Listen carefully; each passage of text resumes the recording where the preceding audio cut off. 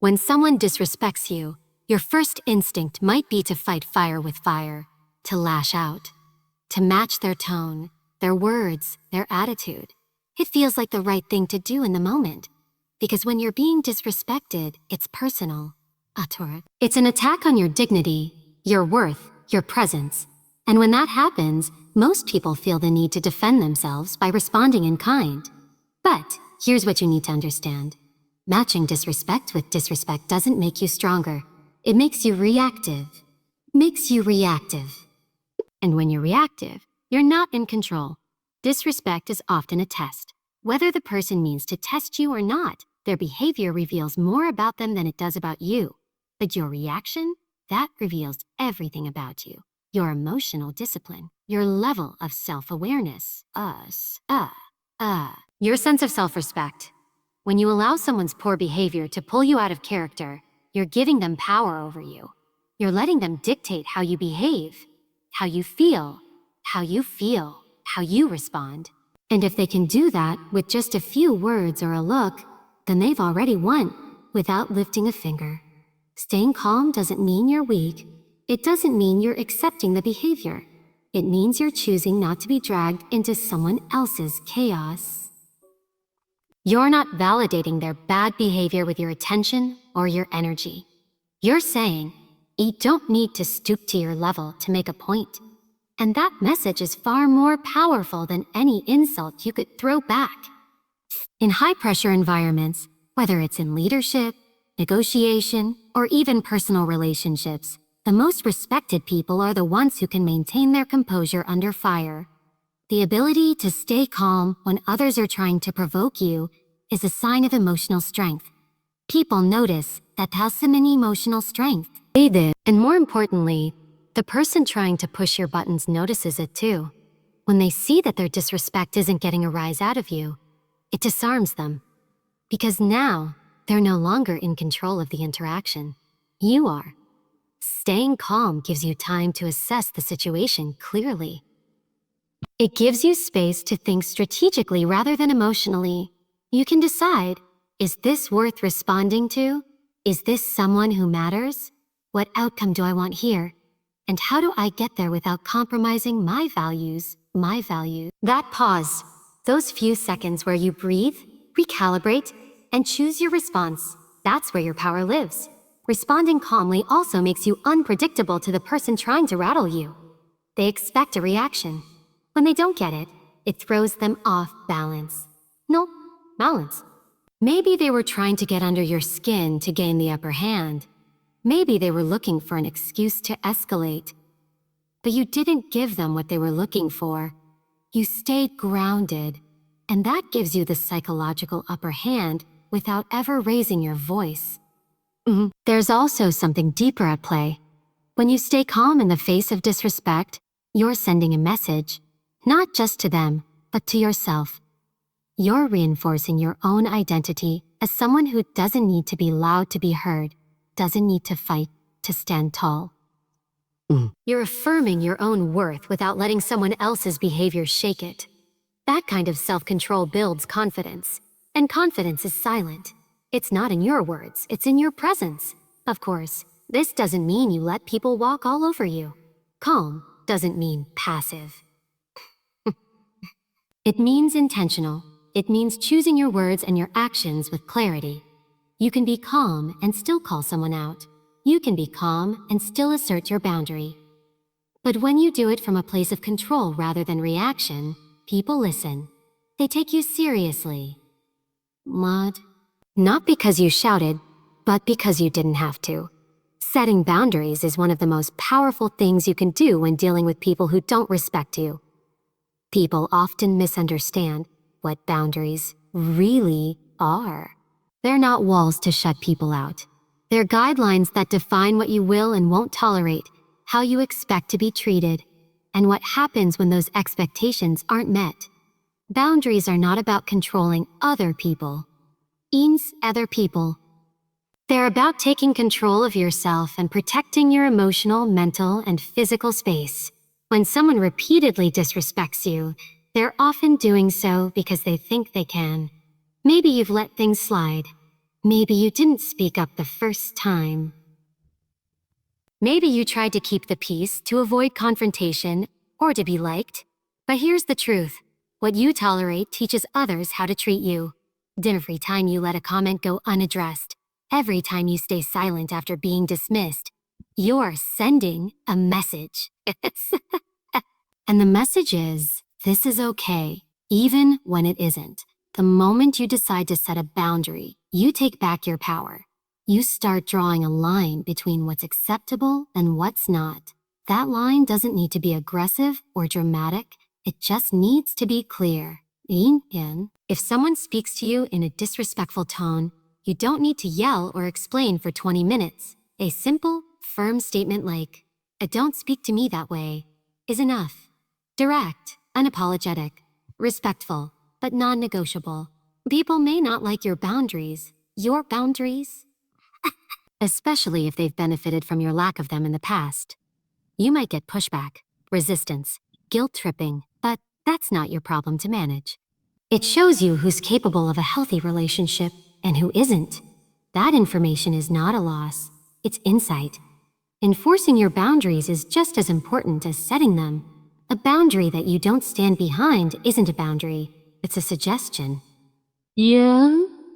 If you say, you won't tolerate being interrupted, but then you let someone constantly cut you off in meetings without addressing it, you're reinforcing their behavior. The key is consistency. Say what you mean. Follow through. If someone crosses a line, you call it out. 2. Not every time needs to be a confrontation, but it does need to be acknowledged. Otherwise, you're training people to ignore you. Setting boundaries also requires that you get comfortable with discomfort.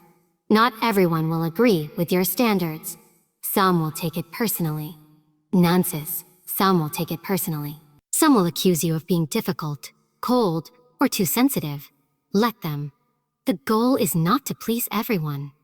The goal is to protect your peace, your values, and your time. You weren't put here to make everyone else comfortable at your own expense. You don't need to shrink or soften who you are to make space for people who don't respect you. Boundaries aren't just for big, dramatic moments. They're for everyday situations. That coworker who always dumps last-minute work on you. The friend who constantly makes jokes at your expense. The family member who crosses emotional lines. Every time you speak up and draw that line, you reinforce your worth. You send a signal, not just to others, but to yourself that you matter, your needs matter, and your time matters. And sometimes, the boundary is silence.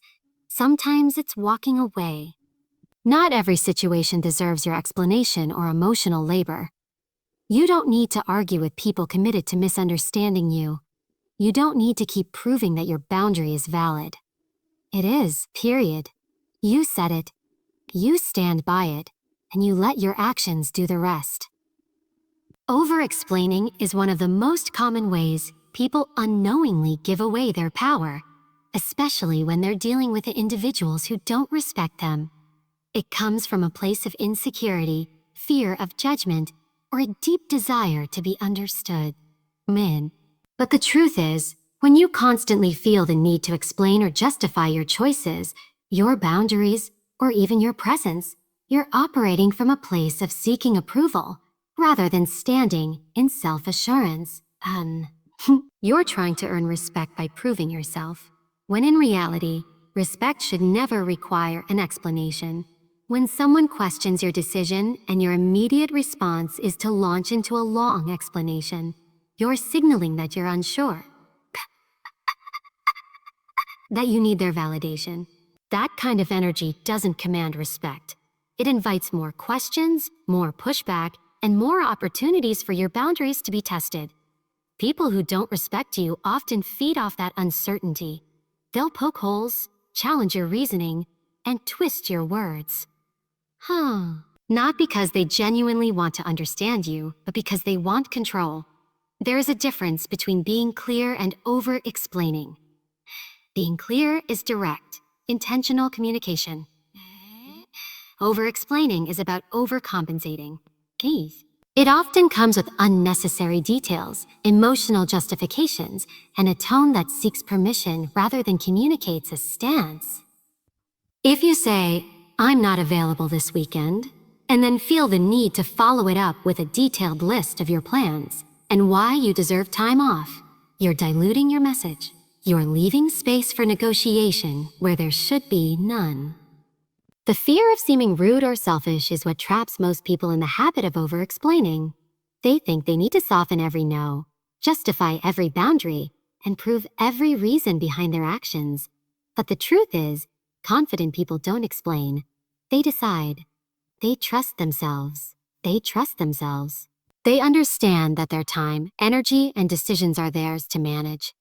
They don't give others a vote in how they live their lives, and they certainly don't invite debate about their values. And to me, this is especially important when dealing with people who don't respect you, because over-explaining gives them the opportunity to manipulate.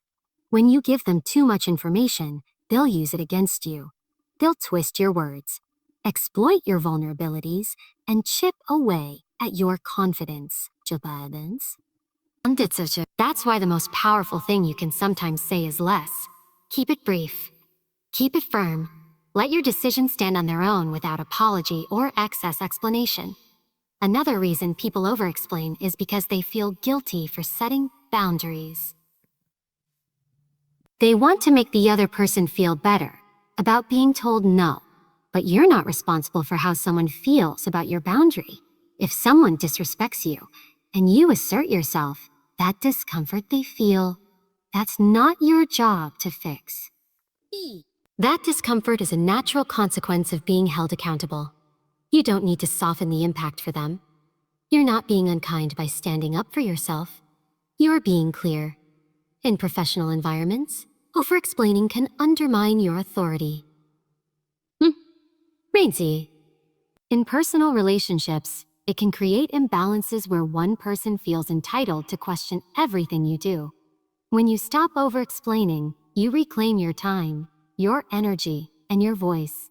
You start communicating like someone who knows their worth, not someone who's still trying to prove it.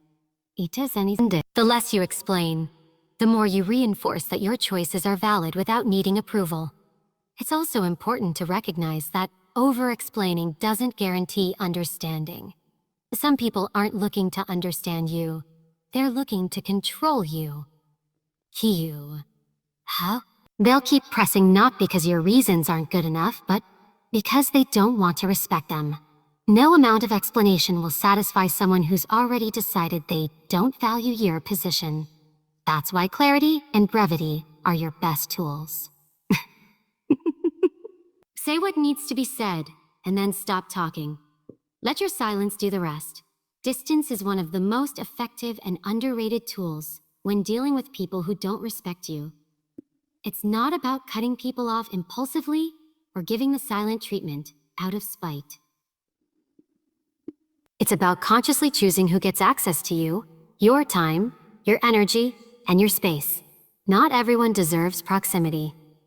Not everyone should be allowed into the parts of your life that are personal, vulnerable, or valuable.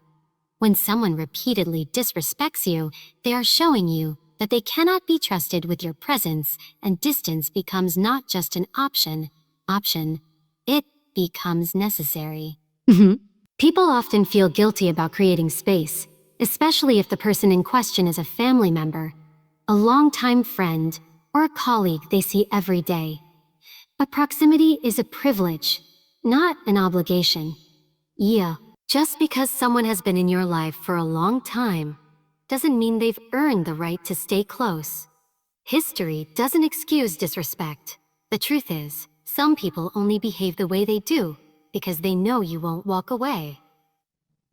They count on your fear of being alone, your guilt, your loyalty, your silence. But the moment you start pulling away, not to punish them, but to protect yourself, you change the dynamic completely. Distance forces accountability. It shows that you're no longer willing to tolerate what was once overlooked. You're no longer trying to fix, change, or manage someone else's behavior. You're simply removing yourself from the equation, and that silence, that absence, speaks volumes. You no longer need to argue, explain, or prove your point. Your boundary is no longer theoretical. It's physical, emotional, and practical. You are making a decision with your actions, not just your words. Sometimes distance is literal. You stop texting, stop calling, stop spending time. Other times, it's emotional. You stop confiding, stop reacting, stop letting them occupy space in your mind. Emotional distance is just as powerful because it breaks the cycle of needing validation from people who have shown they can't give it. When someone disrespects you, your need for closeness with them can actually become a weakness they exploit. They'll use your desire for connection to keep you in a place of confusion or self-doubt. Creating distance cuts off that power source. It returns control to you. D. There is strength in being unavailable. When people know they can reach you at any time, speak to you however they want, or always expect a response no matter how they treat you, they lose respect. Not because you're too accessible, but because there's no consequence for their behavior. When you become less available, not as a tactic to manipulate, but as a reflection of your standards, you immediately shift the power balance. People start to realize that your presence isn't guaranteed, that you are no longer willing to engage on their terms. It's important to understand that distance isn't about resentment, it's about responsibility. You are responsible for the energy you allow into your life. You are responsible for protecting your peace, and that means being selective with who gets access to you. Not out of arrogance, but out of self-respect. When someone has shown you that they don't value you, continuing to give them the same level of access only reinforces their behavior. Distance is your way of saying, I take myself seriously. I take my space seriously. And I take my boundaries seriously. There'll be people who don't understand your distance. They'll say you're being cold, dramatic, or unreasonable. That's okay. People who are used to you overgiving will always be uncomfortable when you start to protect your energy. But your job is not to explain the distance to them. Your job is to hold it, maintain it, and let it serve its purpose. Because distance is not just about getting away from disrespect. It's about getting closer to clarity, self-respect, and peace. When someone disrespects you, it's easy to internalize their behavior and start questioning your own value. Over time, constant disrespect can wear down your self-image, especially if you begin to believe the labels, assumptions, or criticism being thrown at you. So that's why protecting your identity is crucial. You have to know who you are before anyone tries to tell you who you're not. Because the moment you allow someone else's opinion to rewrite your truth, you've given them the pen to your story. And if someone doesn't respect you, trust that they won't write you in a positive light. Disrespect often comes in the form of projection. People project their insecurities, frustrations, or failures onto others. When someone talks down to you, undermines you, or tries to make you feel small, it's often less about you and more about them. But if you don't have a solid grip on your identity, their words can start to sink in. You begin to second-guess yourself. You start wondering if they're right. If maybe you are too sensitive, too difficult, not good enough, not smart enough, not deserving. That's exactly where they want you. Doubting, shrinking, backing down. When you protect your identity, you refuse to let those external messages become internal truths. Protecting your identity starts with self-awareness. It's about being grounded in who you are, what you stand for, and what you know to be true about yourself. When someone tries to put a false label on you, lazy, dramatic, incapable, you don't need to defend yourself with a long explanation. You simply don't accept it. You know it's not yours to carry. Their words stop at the surface because they can't penetrate someone who's already anchored in their own truth. People who don't respect you will often try to control how others see you. They'll twist your intentions, misrepresent your actions, or downplay your strengths. Downplay your strengths. They'll gossip, lie, or manipulate perception. But here's the thing. None of that matters if you stay loyal to yourself. You don't fight lies with desperation. You fight them with consistency. When you keep showing up as your authentic self, calm, confident, and clear, you make it harder for their version of you to stick. And when people start to see the contrast between who you are and what's being said about you, the truth becomes undeniable. Another key part of protecting your identity is refusing to over-identify with your mistakes. Everyone makes them. But people who don't respect you will try to define you by your worst moments. They'll bring up the one time you failed, the one time you lost your temper, the one time you didn't get it right. If you're not careful, you'll start carrying shame that doesn't belong to you. Growth requires you to own your mistakes without letting them become your identity. You're allowed to evolve. You're allowed to be more than the version of yourself someone else is stuck on. There will be times when silence is your best defense. You don't have to explain who you are to people who are committed to misunderstanding you. Not everyone deserves access to your inner world. The more you try to prove yourself to the wrong people, the more power you give them over your self-image. Protecting your identity means withdrawing from that struggle. It means you don't need validation from those who never intended to give it. It's also about surrounding yourself with people who see you clearly, people who remind you of your value, not just when you're shining, but also when you're struggling. When you're around those who respect you, it's easier to stay aligned with your true self. But ultimately, the responsibility lies with you. You have to be the one who holds the line. You have to be the one who says, "This is who I am, and I won't let anyone rewrite that." Self-respect is not something you ask others to give you. It's something you decide to give you. It's something you decide to give yourself. It's the quiet foundation that shapes every decision, every boundary, and every relationship in your life. When people don't respect you, the first place you need to look isn't at them, it's at how much you're respecting yourself. Because people take their cues from you. The way you carry yourself, the standards you hold, the behavior you tolerate, all of it sends a message about how you expect to be treated. And if you don't value yourself, it becomes that much easier for others to follow suit. There is a clear difference between being liked and being respected. Too many people chase being liked, thinking it will lead to respect, but the truth is, when you sacrifice your voice, your needs, or your identity to please others, you might gain approval, but you lose power. Self-respect doesn't require you to be aggressive or distant. It requires you to be clear about what you need, clear about what you won't tolerate, clear about what you stand for. And that clarity is what creates respect, not just from others, but from within. Self-respect shows up in how you speak to yourself when no one else is listening. It's the tone of your inner voice, the way you handle your own mistakes, the standard you hold yourself to, not out of perfectionism, but out of dignity. When someone disrespects you and you find yourself blaming yourself, tolerating it, or justifying their actions, that's not compassion. That's abandonment. Self-respect doesn't mean being harsh with yourself.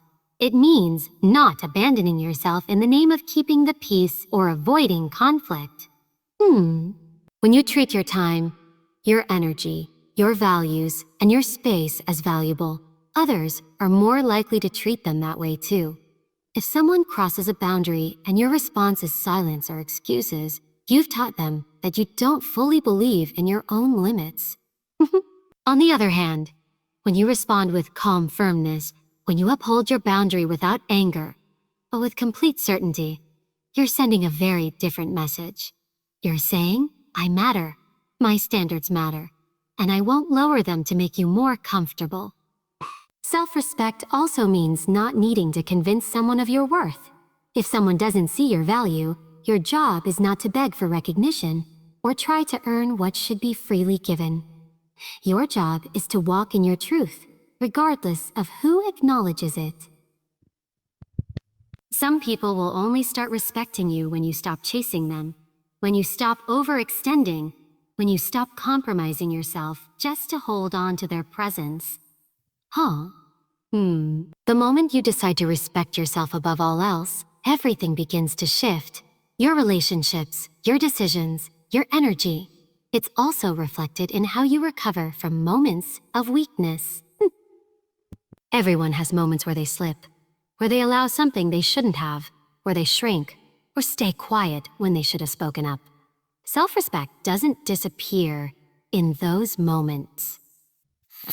It shows up afterward, when you correct course, when you recommit to your values, when you remind yourself that one moment doesn't define you.